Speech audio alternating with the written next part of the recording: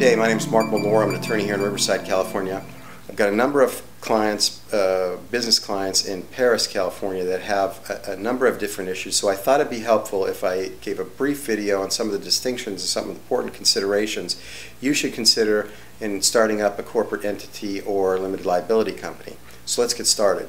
The first thing that I think is important in starting up a corporate entity or an LLC is talking with a certified public accountant about the tax benefits in doing so.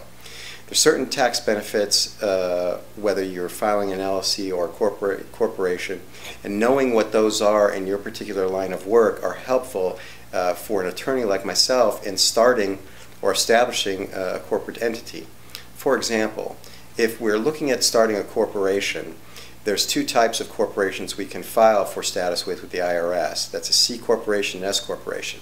In an S corporation, you're limited to the number of shareholders and the types of shareholders you can have. For example, you can't have a corporate shareholder owning shares. It has to be an individual, or in some certain cases a trust, or there's other little minor exceptions. But for the most part, individuals need to be stockholders.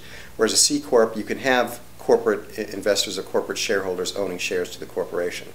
Another distinction to be made is that in an S corporation, there's a single taxation, meaning that the income flows through to the corporation and then is devolved to the individual.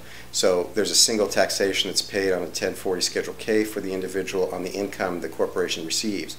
Whereas in a C corporation status, the corporation first pays its tax on the income it receives, and then once that's distributed to the shareholder or the owners of the corporation, then that is taxed again at the individual rate. So you get essentially a double taxation. And you might ask, well, why would somebody want to file a C corporation over an S? And the reason for that is because there are certain deductions in a C corporation that you can't get in an S corporation, another one of the distinctions. So that's why it's important to talk with your CPA to determine in your line of work what's going to be more beneficial for you, either offsetting the taxation singularly in an S corporation, or get to go through the dual taxation, but because you get some tax deductions, that's better off for you. And finally, the type of business you're in is also important for your CPA to consider when you come to consult with somebody like me to start up an entity for you. The reason I say that is that I have some investor clients that deal in real estate, and many times I find that it's recommended for them to start LLCs as opposed to corporate entities to handle their real estate assets. The reason for that is LLCs obtain some different deductions and deductibility on their income in an LLC setting than they do in a corporate setting.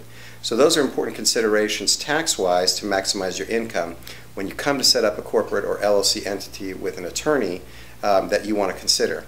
If you have those issues or you want to discuss the setting up of a corporation or an LLC, feel free to give me a call, set up an appointment, and we'll be happy to discuss that with you.